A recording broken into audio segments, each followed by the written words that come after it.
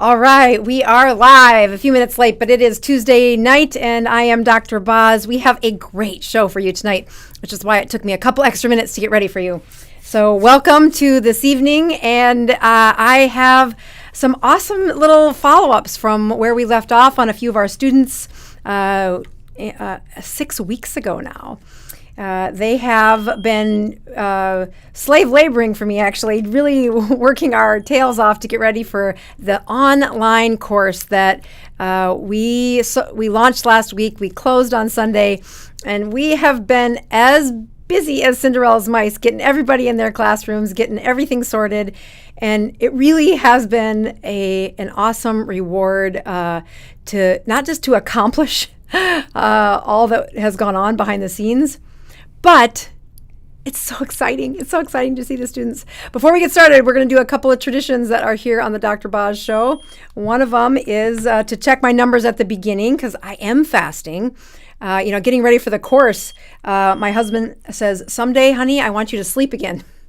So I am still counting down on my ketones, and my glucose is 71, and I can feel it. I'm hungry, and I bet my ketones aren't terribly high yet. I bet by the end of the show they would be if I did nothing, but I am going to thankfully have some ketones as I do this. The reason I do this isn't because I drink them all the time. It's to show you there is absolutely a correlation to products that raise ketones and those that don't. It is not an exact a rocket science. You should test your ketones, drink some liquid that says there's ketones in it, and your numbers should be higher. I will show you that at the end of the show, but I also say I'm thankful for a good metabolism. It doesn't need extra ketones most of the time, but even I like a boost, especially after the last 3 days. So before we hop into the show, which I'm super excited to show you a little bit about what I've been working on, and I have some fun follow-up that I'm excited. I have some announcements. So let's we're going to do a couple of things. First of all, I'll actually go to this one and make the announcements. I have a couple of things for some of my colleagues that I just want to make sure I say out loud. There is a guest of the show that has an event coming up at the end of the month. Her name is Autumn. I had to think about that for a second. She changed her last name, and I'm afraid to say it out loud because one of them's her new married name and one of them's not, but Autumn Keto-Palooza. And if my team can put that website into the chat, you can see her website here. Keto-Palooza is in Louisville. It is at the end of the month, at the end of September, October 1st. And if you're looking for an awesome event, leaders do matter when it comes to creating these events. So I've met Autumn. I know her heart, her style, and how much effort she's put into creating an awesome keto event live in Louisville. I can't make it this year, but I'm trying to be as supportive to her as possible. The other friend of the show is Dr. Ken Berry, and he has an event coming up this weekend. He has said, I just got a text from him earlier saying they have had awesome success, that they have sold out every single seat for their live event, but that if you wanted to catch the streaming of their event, it's free to anybody who wants to watch. And the co-partner that's streaming his event live is Keto Chow. So if you go to the YouTube, and you type in Keto Chow and subscribe to their channel, turn on the alerts, you'll see every time they post one of their live lectures from that event this weekend. I'm going to guess it's in Nashville. I didn't clarify with Ken what town he's in. I think it's in Nashville that he's at, or somewhere near there. Either way, his events are always fun. And again, it's wrestling season, so I can't attend, but I do want to make sure he's supported and that they do have success at. Really, all ships rise when we teach about keto and how to improve the lives and support those who are really. Autumn Weathers. Thank you so much, Leah, for mentioning that. Autumn Weathers is her name.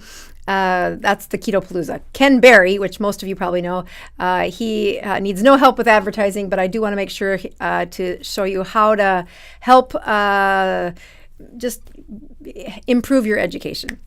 All right. Finally, we are going to show you one little thing inside our website here. I wanted to make sure that you saw inside the Dr. Boz show, which is bozmd.com, that our 21-day course is closed. We are in the middle of class. We are having an awesome connection to our students, and we've had a couple of the processes where we teach about the first 2 days, and we have a really big thing coming up tomorrow. So pray that everything goes as well as it's supposed to. Sometimes I think, why don't I just do it easy and not do some of this technical stuff? But it makes it so cool. So I'm really excited to get through tomorrow. Tonight, we are going to reference this test. So I wanted to show you this before we get started because I have a couple of guests that are live, and we're going to get right to it because the education that we have in their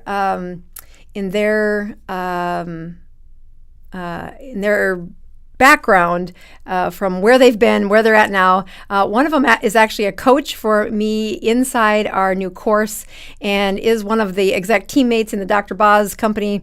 We are super excited to have them.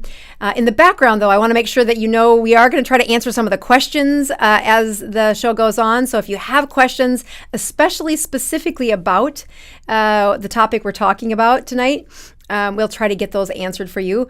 And then we all are just praying a little bit that all the sound works, because when we had Autumn Weathers on the show, I had a glitch, but we have spent a lot of time making sure that does not happen again. So here we go. Pray that I'm right. Okay, so we are going to go to our guests, and if they will unmute, we should be able to hear them. Oh boy, I can hear you. So why don't you introduce yourselves? Jillian, you go first, and then we'll have Maddison introduce herself. Hi, everybody. I'm Jillian. Glad to be here. And Jillian is from California. She is also the one that's been the coach in our company, really helping me lead these students through the 21-day metabolic challenge. I think it might not have been fair for us to have our challenge done over the last 6 weeks as we take on the amount of stress we've had to get this show launched. But dang, what a great way to push flex on our metabolisms. Maddison, why don't you introduce yourself? Hi, I'm Maddison. And Maddison, where do you come to us from?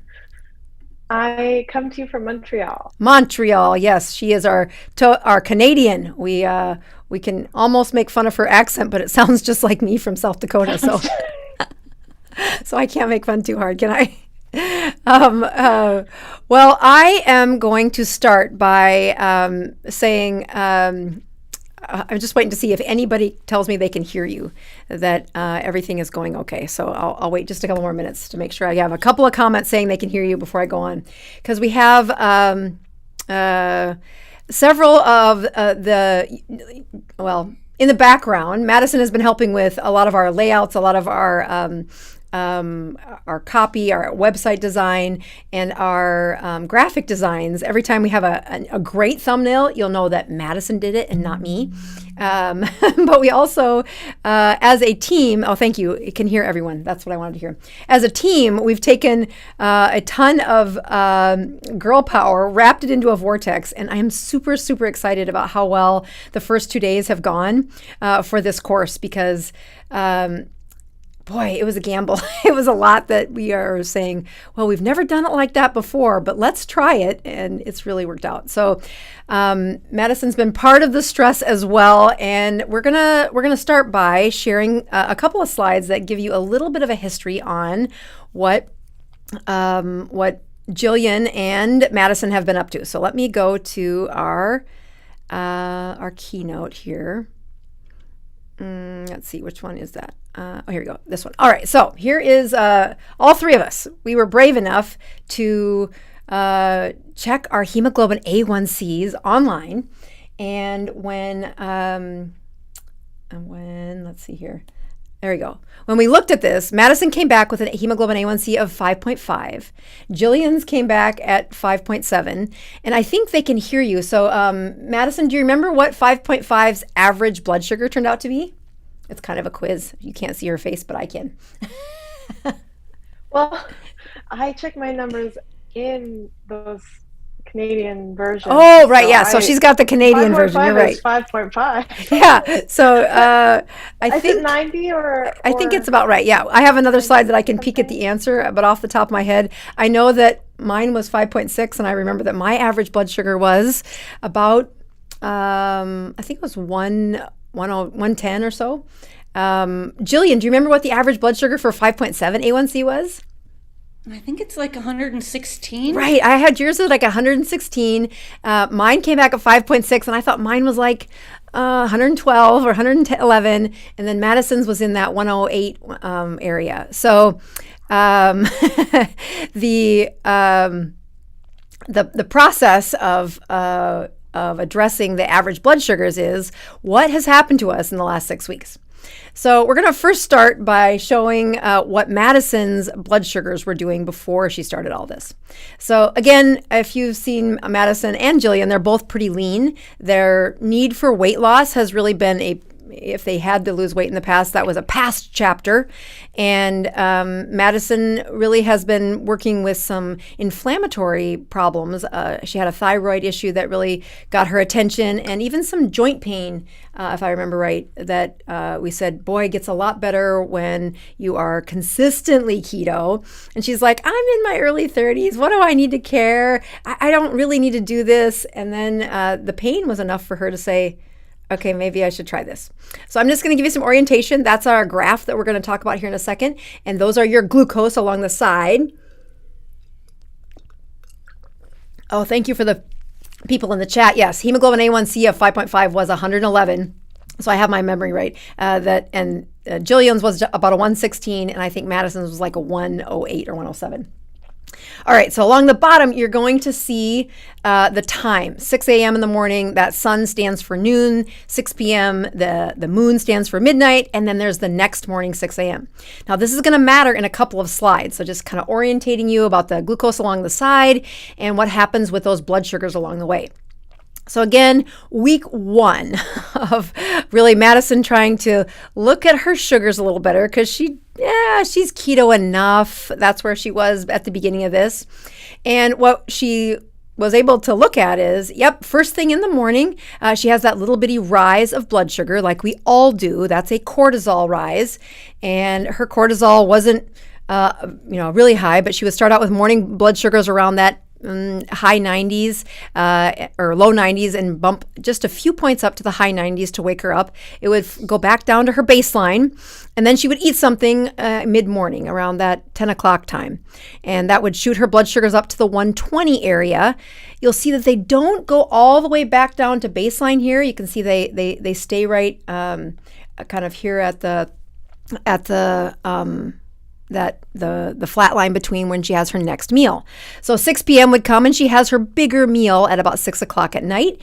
And then they do come down pretty nicely where she spends, the blood sugars are in that 90-ish range while she was sleeping.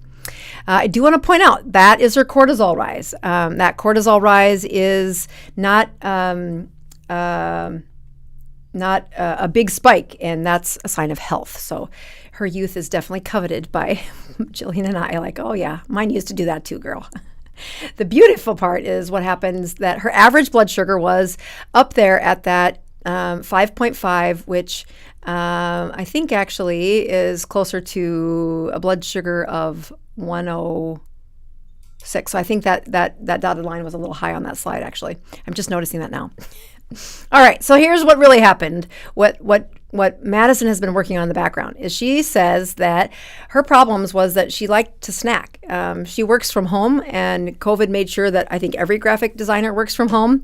And she's like, that fridge is right there, and there's lots of nice keto things in it, and I'm not really hungry. I'm just bored. But when her blood sugars came back as high as they did, we said, you might want to work on that. So yeah, that dotted line wasn't too far off. Maddison's A1C was 5.5, and that puts an average blood sugar of 111, which helps. So you see where that snack is in the middle of the day. This is what was really causing Maddison to have the problems in her blood sugars. So the other thing that she was really working on is she had these cheat meals. Now the cheat meals were an honest to goodness great time because her family would come to town and they would have these. She would eat keto for most of it, but then there was this lovely dessert at the end of the meal. And it was for really good reasons. Like it was someone's birthday or it was somebody else's, or her mom was in town, or there was a reason to have a cheat meal, but it was happening a lot. Like not just on her birthday, but kind of anybody who had a birthday, she was saying, well, we could have a little bit of a sweet. So when her A1C came back a little high, she said, okay, I'm going to try to work on this. So 6 weeks later, she's been checking her blood sugars, and her blood sugars now look, that was what they are doing now. So just as a hint, there's her old blood sugar. So you can see that cortisol rise right here is a little less because between those meals, she's been able to lower the blood sugar a little bit further. She also moved that eating meal, that second meal a little bit earlier in the day, trying to be done eating by 5:30 at night. And that took a little bit of wiggling for her to do, but we're going to hear from Maddison about how hard that really was in just a minute. And we're going to find out what her average, well, we're going to talk to her first before we do that. Let's go to this one. So, all right, Maddison, you're back on camera. And I think if I do this right, let me just give me 1 second, see if I can make this do what I want it to without killing anything. Yeah, I think I can. Let's see if I can do that. I was trying to get it to be bigger. All right, so we'll see if we can get your face a little. All right, so I have a Jillian you off screen and really just focused on Maddison. I don't know if they can see the camera or not, but all right, Maddison. So let's hear a little bit about when you got your A1C back. Tell me what you thought about that. I actually didn't get my second. Oh yeah, no. That we'll give that away in just a second. When you got it back the first time. Yes. Yeah, I mean, it says it's in like acceptable range, but it's high for someone doing keto most of the time. Right, because you had really cleaned things up. Like amongst your friends, you were like, no, I'm the best one of anybody my age, right? I guess, yeah. Mm-hmm. And then you didn't really. It's a lot of work too, and you think. Oh, it must be good. Must be working, right? Compared to someone not keto, right? That's exactly what I was getting at there, saying, yeah, you don't appreciate how hard it is until you're the one giving up the sacrifice, and then you're like, oh, how can my average sugar be that high? I mean, honestly, you are pretty lean. Since you've gone keto, how many pounds of weight have you lost? I went from 160 to 125. Mm-hmm. So yeah, I don't want to do math on camera. No, don't do that. Let me tell you. Ask me how I know not to do that. The beauty is that I can remember a couple of first conversations that you were doing work for me without knowing much about keto. You had some of the graphic design jobs that had been with some science based companies, but really hadn't really dove into keto much. And I think it was at our company retreat that we said, well, let's work on being a little more keto, and I really think it can help your your joint pain that you were having. And for 33, especially with that autoimmune disorder of a thyroid problem, I'm like, oh, you're headed in the wrong direction. You get the weight off, and you'll be fine. And so you ketoed enough to lose the weight. And then when the blood tests came back that it was a little high, it wasn't actually as surprising to me because of that correlation of people who have an autoimmune disorder often have this higher blood sugar that I don't know if I've ever read that in a book, but I see that clinically, like, oh, yeah, their A1C is higher. And, knowing that it's that state of ketosis is how they feel better, I can make some clinical assumptions. But what do you think when you were in the weight loss, you'd lost the weight, but then you were kind of holding still? What do you think was the the biggest challenge for you after you said, okay, I got to clean something up? Well, I can do all right if I'm at home. Maybe a little bit of struggle with like lunchtime snacking, but it's just the temptation of going out of the house. I think that's the hardest thing, like having company and going for dinner. For me, that's the hardest thing, having a life. Oh, right? Yeah, like how dare I started during COVID. It was really easy when I started with social distancing. Yeah. And I do live with someone non-keto, so that is a struggle as well. But and he's seen your weight improve as well as your health improve. So how has that impacted? Has there been any attraction to what you're doing, or is he just like, that's your thing? Yeah, he's on the lower weight side, and he doesn't want to lose any more weight. That's what he says. Those men and their high mitochondria in their muscles, right? Okay. So take a guess. I mean, we just realized today that not all of us have our results back. So we're not going to tell people what the results are this week. I want folks to hear what you did to change those numbers. And then I want you to make a guess, because we don't know what your numbers are. Do you think it got better? So, well, I fasted for the first time. Oh, yeah, that's the other thing. Oh, that's the next slide, actually. So go ahead and talk about that. No, you can do it, and I'll show the slide in a minute. Okay, so I did a fast for the first time after we did KetoCon. I was inspired. And I did a 36-hour fast, and my blood sugars went to 64, so I was pretty happy. Right? And I have found that my blood sugar seems to be a little bit lower since doing that, and in general, if I'm not cheating. But I think that it went really well. I was really happy. Right. So had you ever considered going a whole day, because you're on the Dr. Boz team, so you know that we don't use that word fasting unless it's 36 hours. Right? So have you ever heard me explain why we don't use the word fasting before 36 hours? Well, I know that's a thing. I don't know why exactly. Well, you don't get the same benefits, right? Right, yeah. To really ignite the endocrine response, which is, you can lose weight by denying calories. But one of the biggest benefits for having this, really, it's a chemistry shift inside that, a biochemistry, a body chemistry shift inside their body. It comes after you push that body to a lower blood sugar. And most people, even you, young, who's not really struggled with high weights for a long time, or had, you're so young. Oh gosh, if I could push reset and go back to my early 30s, that your ability to really plunge the hormones that need to rise, that give you the benefit of what might take somebody who's in their 40s, 50s, or 60s, somebody who's been overweight for 1 or 2 decades. It would take them a 48 or a 72-hour fast to get. At 36 hours, you had a blood sugar of 60, which is one of the major markers that say you're at the baseline for your stored glucose.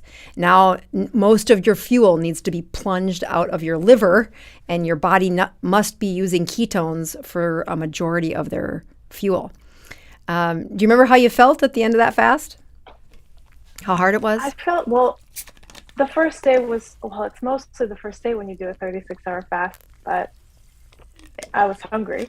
Yeah, you were hungry, right? But in the morning I felt good, but I just felt like, okay, this is enough. Yeah. I did feel good though.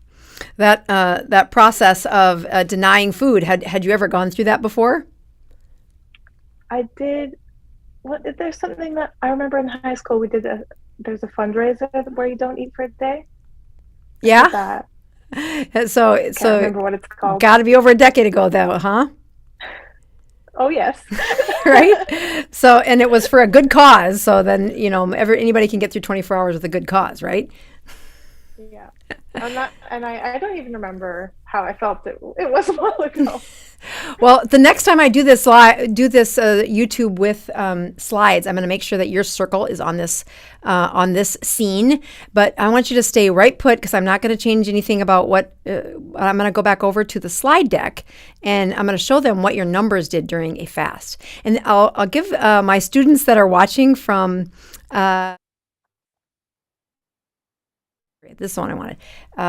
My students that are watching, this is what is in. I've been teasing them about what's in the slide decks coming ahead this week inside the course room. And this is just a tiny little peek of some of the slides we used. These are for Maddison and for Jillian, but this is the kind of data that we're looking at to teach our students about what does it look like. So here's Maddison. We have a 4-day forecast here. So at the bottom of the screen, you can see the sun, moon. So noon, midnight. And then we have what happened when she fasts. So there was her morning cortisol rise, just like it was any other day. And then she had her 2 meals, and then she did not eat for a day. So day 2 happened, and you can see once again, she has a cortisol rise. Just like her body doesn't know she's going to fast, so it wakes her up in the morning. But then there was this nice slow decline of her blood sugars to the part where it really did get just about to be 65 at a couple times she checked. And she was able to wake up the next morning and then have a tiny cortisol rise, and then go back to eating her 2 meals per day.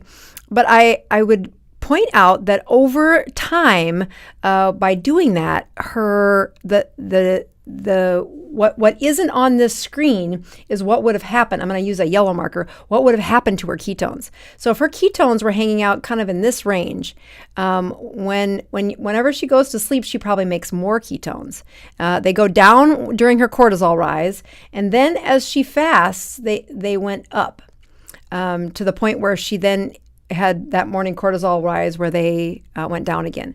But what's interesting after a fast is instead of going back to a baseline ketone level that might be at a 0.5, or maybe she was at a 0.4, the baseline will stay higher. Now, I bet that in Maddison, because she's so young, that hers might have even gone up to like an average of 1.0 for a couple of days.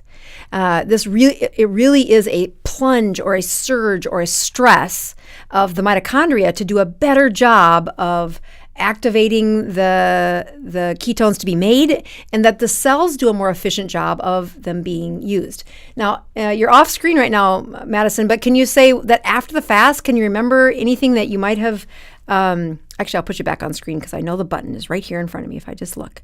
There we go. Now you're back on screen. So after the fast, what happened with your glucose, or how you felt? Like, how'd you do? I felt good, and my ketones were high for a couple of days. Yeah. The other thing that's interesting is when people wear a continuous glucose monitor, the ketones go higher and their glucose goes lower. Supplementing with ketones, you have an appetite suppressant. But when your body makes a bunch of them, you have an appetite suppressant as well. So usually after the 2 days of fast, people do have a suppression of how much hunger they really feel. So good job. All right, I think the next slide is Jillian. So, all right, we are going to switch scenes here, and I'm going to put Jillian on while I also show her slide. So I'm going to quickly, let's see if I can do this like I want to do it. So go here. Now I go to, hold on, I just have to move this over here. Go to Zoom, and then I have to push this unlock button. There we go. Now I can see you. All right. So I know at the beginning part of so there she is. Perfect. Okay. Got it. So Jillian, you are on screen. And I think before I show your slides, why don't you tell folks, because you've had a pretty good success story too. And 6 weeks ago, if they tuned in, you recall telling our audience that, when I got on to keto and you'd played with keto a little bit, but now you said, okay, we're just gonna listen to what Dr. Boz says. And I love when you say, I just followed exactly what she said, and that's how it works. And I wish there was rules around that. I wish there was people who could say, maybe Maddison, in her young age, could break a few rules and get the kind of results that you did. But it truly took that strict follow-up to get the improvement. So when you saw your number at 5.7, you were a little disappointed, right? I was. Yeah. Because what's the average? That's almost pre-diabetic. Yes. And had it, I can't remember now, had it been better in the past? Yes. Right? And so when you first went keto, it was better. Then we all lived through COVID. And then I have this great test. And as we're preparing for KetoCon, I make all of my staff test themselves before they can go test the folks at KetoCon. And we didn't know our results then, but then we got them back, and I pouted a little bit too, because mine was 5.6 and yours was 5.7. So Maddison 5.5, 5.6, and 5.7. So I think I'm going to show your slides before. I want you to think about what was a struggle as you see me share your slides here, because I think it did turn out pretty nice on what. Because you have a different not puzzle, but just than what Maddison struggles with. So here's Jillian. As you would say, I've been around the sun a few more days than Maddison. Yes, exactly. Her wisdom's higher. I have a daughter her age. Yes, our mitochondria have definitely seen their share of life, right? So look at that. Her morning cortisol rises at 6 a.m. And check out the blood glucose for what Jillian was before we started. So again, her blood sugar stays at about, right at 100 when she was waking up before her cortisol rise. When her cortisol was rising, it got up to be about 108 or at least enough to really kind of rattle her. And then her morning was filled with joy because she had fat-filled coffee every morning. And then she followed that fat-filled coffee with a wonderfully diligent exercise. And let's just go back to Jillian for a second here. Jillian, what happened to your blood sugars when you would exercise? They go way up. Like how high? Well, today I taught a TRX class, which isn't as extreme as a step spin class. The step spin class will take it up to 160. Ooh. So what is that? So does that make you upset? Is that unsettling? Well, it didn't until I followed you long enough to hear that that's not a problem. Right. Okay. Do you think you can explain why it's a good thing? My muscles and liver are releasing glucose because they need it. The body needs it to get that exercise done. Yes. Oh, that's perfect. Yes. So you've stored glucose. And when you store it, but you don't empty it, that's where the real pathology comes from. I tell people it crystallizes in your muscles and liver. No, it doesn't, but it does harden it. It does cause aging of the muscles and liver. So emptying those glucose, and by golly, when you do a workout that hard, you need that glucose. Your muscles are being asked to do something very intense. And that is why exercise has such a correlation of health improvement, is that sugar doesn't just sit there. You really do flex it. But when you're trying to lower your average blood sugar, you said, well, wait a minute. Do I want to stop spiking my sugar like that? Do I want to stop exercising? And I'm like, no, that's your superpower. Keep going. Because you're doing that on top of being in a ketogenic diet. I'm going to go back to the slides really quick so I can show folks what happened next. She had that fat-filled coffee, and she had her exercise there. But as she moved on to the next, let's see if I can take this away. I think I can go. There we go. That's what I was trying to do. All right. So here's her average blood sugar. Her average blood sugar did come up in the higher teens, so 5.7. And that average unsettled her. It unsettled me. I was like, no. And so she changed a few things. And this was she does a couple other struggles that she has. So the exercise is what she does really well, but she likes to do some fun things with her husband. And one of those things is watch movies and have some popcorn and do that late at night. And so here's, again, that blood glucose would happen in the morning. She'd go for her spin class, and then she would eat that first meal somewhere in the mid-afternoon. And then she would eat the second meal kind of with her husband really close to that 7 p.m. And unfortunately, that would stack these blood sugars. So you see the blood sugar didn't get back down to baseline there. It's really about, 108 or 110. And then between meals, it would only fall to about those 110s. Again, keeping that overall average too high. Again, overnight, this would also kind of be her curse, because stacking those late night meals day after day is where she has to reverse that if she wants to improve her blood sugars. So here's what it looks like 6 weeks later, where she said, I'm going to give that up. And that was hard because, first of all, we had to talk about her fat-filled coffee. Maybe I should just have her talk about that. So you're back on screen, Jillian. So giving up your fat-filled coffee, I think you talked to your support group about this when you did it, right? Yeah. Just share that, because they kept you accountable, if I recall. Yes. I have a support group, and we post, and I had to cry in my heavy whipping cream. That's fantastic. Because for 30 years I drank skim milk in my coffee, and now I'm finally getting something I love, and now I have to give it up. That evil Dr. Bosworth. This also, I don't know if you guys can see that, can you? Yes. And so I post these all over the house now.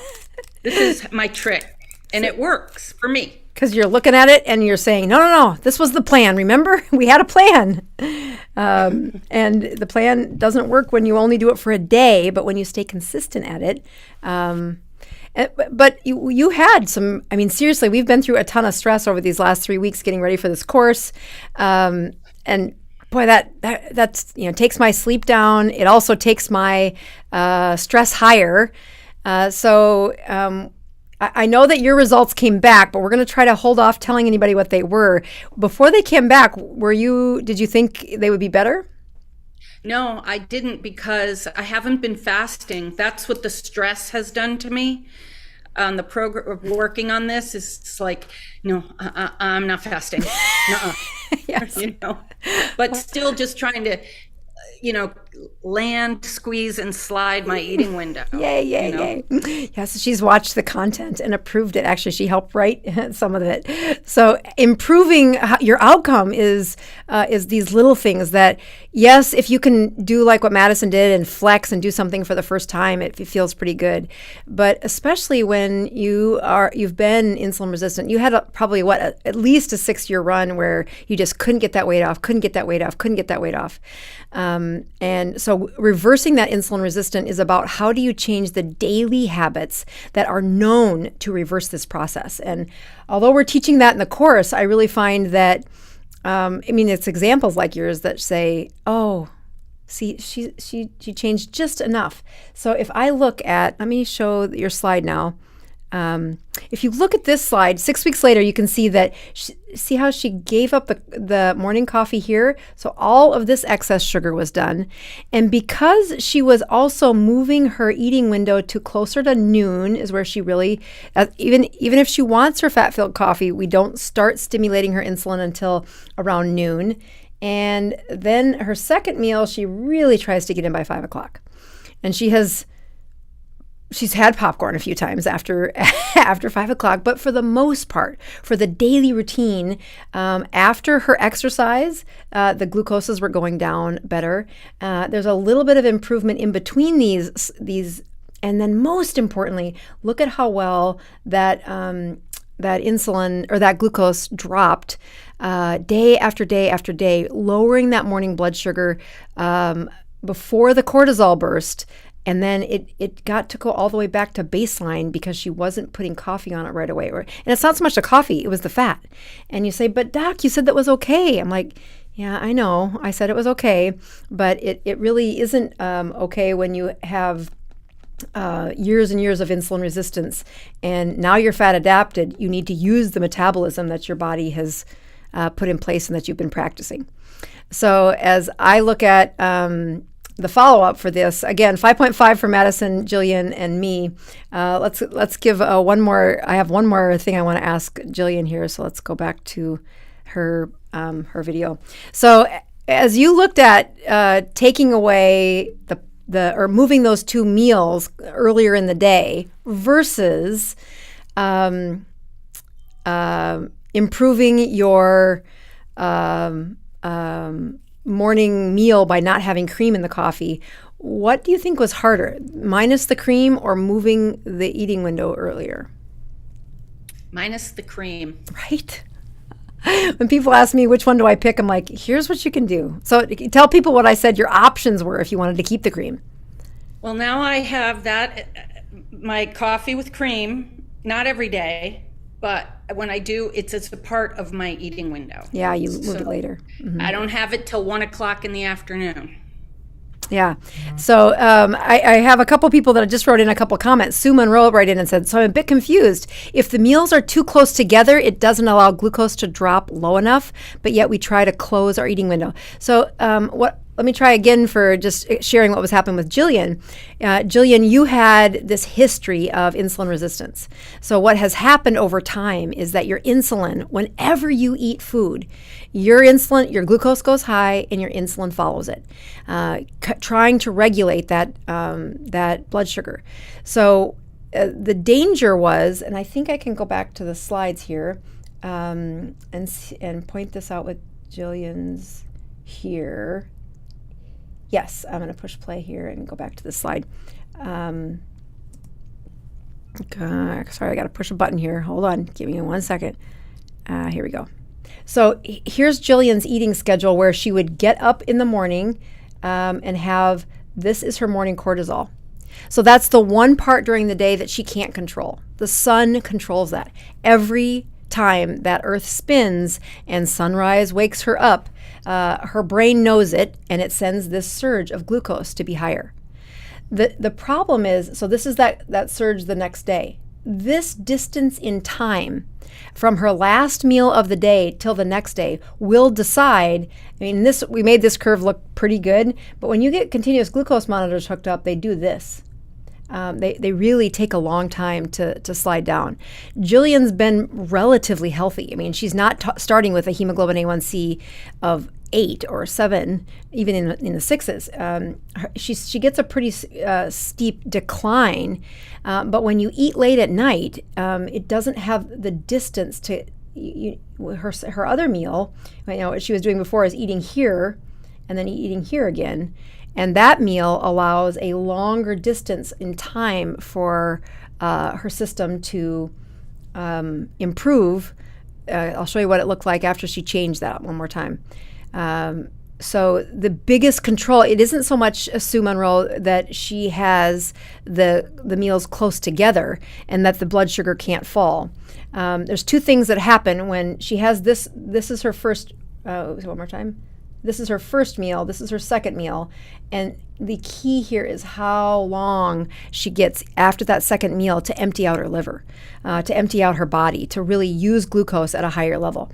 And much like what Maddison was able to do with one 36-hour fast, which was really pull down her glucose, it's going to take Jillian a repeated stress in time for her to stimulate. I'm going to use a different color here to say what happens each time she's successful at this is if you look at her ketones when she was before she moved the meal, she was able to take the ketones from maybe 0.4 on average, but as she continued to stress, the ketones go a little higher, a little higher, a little higher over time. And when the ketones are higher, that glucose it's much easier to stay the course without snacking and disrupting that. When she was putting, a meal here and then maybe even a snack here, there's no way that blood sugar would get anywhere close to what it does overnight. And I think that I'm going to put Jillian back on screen here. Jillian, wouldn't you say that working at that evening non-snacking, the first week's pretty hard. Actually, what is the hardest part for you when you're with the snacking? It is the evening.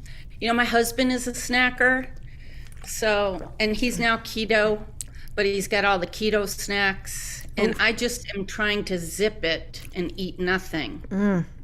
Yeah, and those keto snacks are Cup good. Of tea, or, if I have to, I'll have a little bit of BHB, but really, it gets easier after about the third day. Right? I totally agree. Like once I break the habit of whenever stress comes, it does tell you, how good am I at this skill of saying no? And you really don't know the answer to that until you've added a little stress. So not only did you shape it up when the number first came back, but, thankfully you've been under a ton of stress the last few weeks getting this course ready. So we practiced that skill. All right. So ladies, I just want to say, I know you can't see the comments right now, but they are all telling you how brave you've been. So I'm going to reveal the bad news, and that is we have one test that didn't come back. We thought we would get it back today, but we haven't. So we decided that we're going to save some of these questions that came in, and we are going to answer a bunch of the questions next week on the live while we tell you the results of all three of us. So I'm going to say, I think I can put both of you back on screen here if I'm really smart about this. Hold on. Maybe I can't. Oh, goody. Here we go. One more time. Oh, almost gotcha. I will get you there. Now you're both back on screen. Okay, so if you want to just wave goodbye, we will see you next week. And Does that mean I have to put makeup on again next week? I don't know. We did have no glitches, so I feel like I'm finally getting the hang of all this, non-doctor YouTube skills that are really important to running a good channel. But I think the reveal is going to be pretty impressive. So I'm excited about that. So we will see you guys next week, or at least we'll put your numbers on. Maybe we won't make you come back on. So I am going to take time for a couple of your questions because I see the gals have some really good questions over there. But I wanted to say, not only was this a shocker for me, for them, but it was also a shock for me because my blood sugar wasn't as good as it should be either. So nothing like teaching a course, recording the information that most people really want to know the answers to, and then I'm going to test it again and tell people the number again. So I want it to be better. But like Jillian, I had some of the hardest parts for improving my outcome, not just the improvement in how do you get your blood sugars down. I know how to do that, but it was applying it not just one day, but again and again and again. And there were several days where I was super tired and I did not want to do this. I did not want the improvement to feel so painful.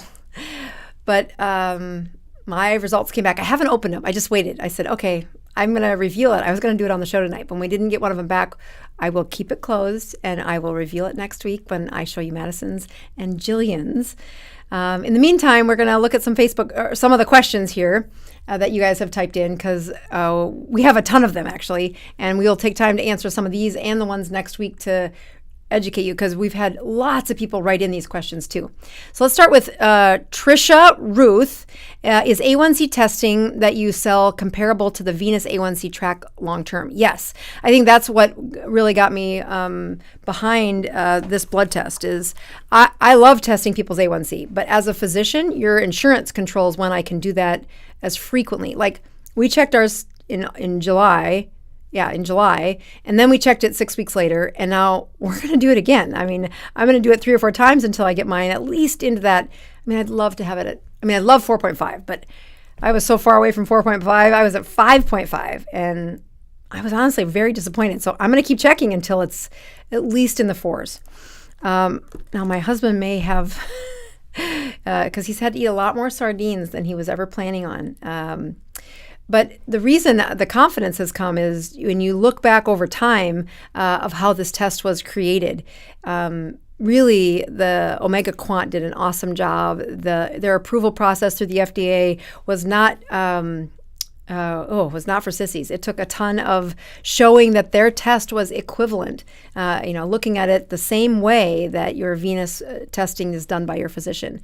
So not only did I get to kind of look behind the curtain and study this test for, as they were, launching it, but they've now had several published studies that say this is a comparable test, and I'm just thankful for the resource, because the difference is I couldn't go to my doctor and order a A1C test as frequently. I don't have a diagnosis. My insurance would not allow me to do that. And I think much like what Maddison, she was young. She has a thyroid problem and you want to check an A1C, but your fasting blood sugar is just fine. But her average blood sugar was high, and lowering it truly will improve her health. So those are just the kind of liberations where, there's places to try and make a difference. And I think offering that test and saying, check yourself. When you care this much about your blood sugar, it actually improves. I contend that we do a contest in our family. We just did vitamin D again. And my son, who loves to win every argument, had the lowest vitamin D. But it was better than last year. So we make it a game. Like, everybody check their vitamin D. You want the best brain, you got to have good vitamin D. A1C is another place where, especially if you're trying to improve, if you've got a support group, just even invest in it twice a year. I would do it more often than that. It's $40. So check it every month is what I'm going to do until I'm there, or every 6 weeks. Having said that, with a couple teammates that are struggling, it makes me more accountable. I want to do a better job. All right, here is another question. Let's go to, all right, so good question, Gina. Gina S. asked the next question saying, where they test with a continuous glucose meter or just blood testing monitor? Yeah, in our area, we have had continuous glucose monitors that we were able to use on the team, but we did not do that this time.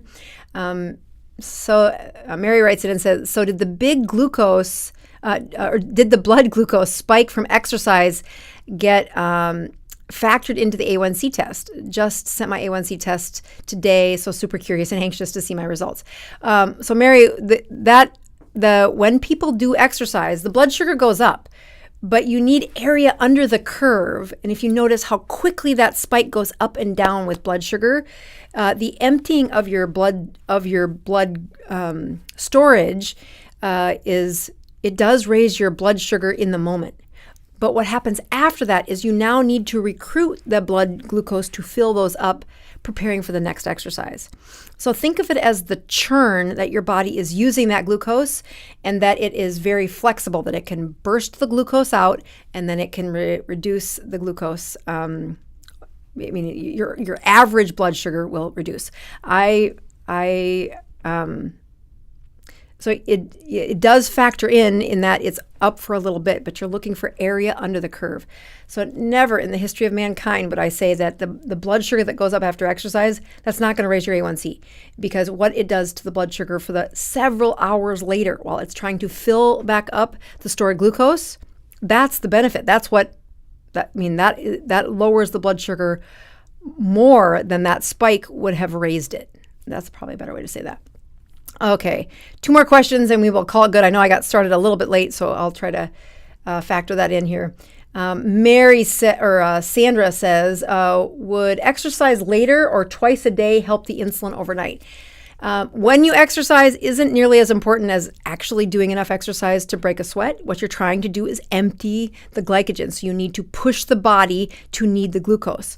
What I have seen people slip into is, doc, I go for a walk. And although a walk is lovely, you are not going to improve glucose much with a walk.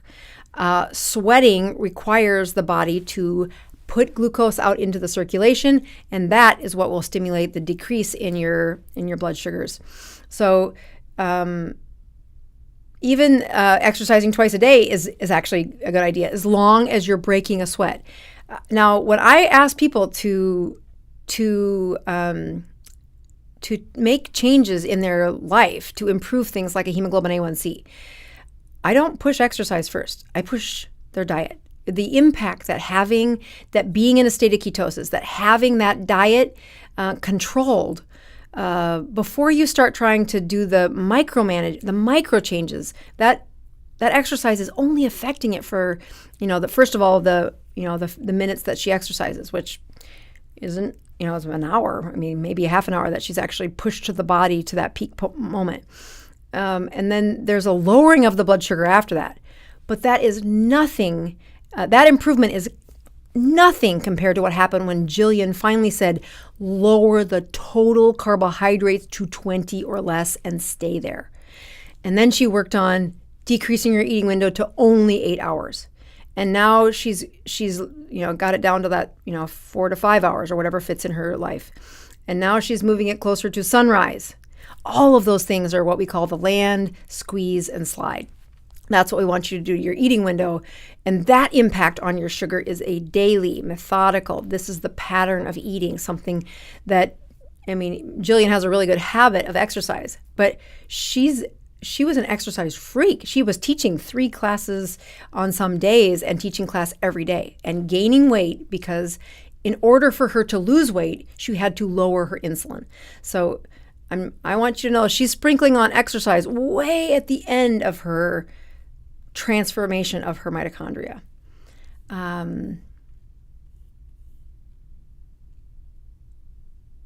I'm going to do this last question because it's a really good one. It's about pain. Michael writes in and says, Dr. Boz, I had an accident on my knee and now I'm about 50 hours into fasting, but my blood glucose is still 126. Does being in pain raise blood glucose? Yes, but hang in there. You're burning glucose. Your cortisol was higher. Oh, whoopsie daisy. Your cortisol was stimulated because of the pain. And that cortisol and fasting, excuse me, I'll try that again. By fasting, you will lower that cortisol. By fasting, you will plunge those ketones to be higher. And when you have an injury, the rate at which you can repair a body is proportional to the inflammation. So one of the best things that you could do if you're keto adapted, if you're doing a fast for the first time, I would not do this. But if you're keto adapted and your body knows what to do during a fast, it's not like Maddison, who that was one of her first or second times she's fasted in her life. Michael says, I have this injury and I'm 50 hours into fasting. Why is my blood sugar still high? I'm like, stay the course. Stay the course. And what I would be looking at is your glucose and ketones at the same time. Because by getting your Dr. Boz ratio down to 50 or less after that injury, the rate at which you repair that injury is so much better. It is phenomenally faster. And I contend that had I known this, there are patients that I know we could have avoided some surgeries had I just understood how to help them through that pain, because they're hurting and then they're rescuing with food and then their cortisol's high. And so they were doing all of the body chemistry in the wrong direction if they were trying to heal. So Michael, I would stay the course, study your Dr. Boz ratio. You'll have a better insight into whether or not you're actually hitting that. If you need to supplement with ketones during a high cortisol surge, that's one of the important times to do that. Speaking of which, I am going to check my numbers and call it a show. I do want to say thank you to all the people that did sign up for the course. We are so excited for the number of people that said we want to be some of the most advanced educators in the ketogenic space. And it comes with some pretty intense commitment over these 3 weeks. But I think they're going to leave this course not just a little bit healthier, but a little pretty significantly healthier and a lot smarter. They're going to be out there teaching in their support groups, teaching in our support groups, in our neurons, what it looks like to be keto adapted. So that ketone didn't change much, glucose didn't change much. I wonder if I burned them as much as I talked today. So not much change in my ketones today, but pretty stable on my glucose. It was 0.9 at the beginning, right? I'm not losing my mind. So yes, it should raise. I did only have a little bit though, so I should have maybe had a whole scoop next week. All right, if you want to see on replay what we talk about with learning more about hemoglobin A1C if you're watching some replay, check that end screen out. We'll have a video there for you that we do tons of education on that. And if you want to check your own hemoglobin A1C, check out bozmd.com. We partner with Omega Quant to put that test out there and get it to you without anybody being involved. You do not need permission from the doctor. You just need the motivation to improve your health, one ketone at a time.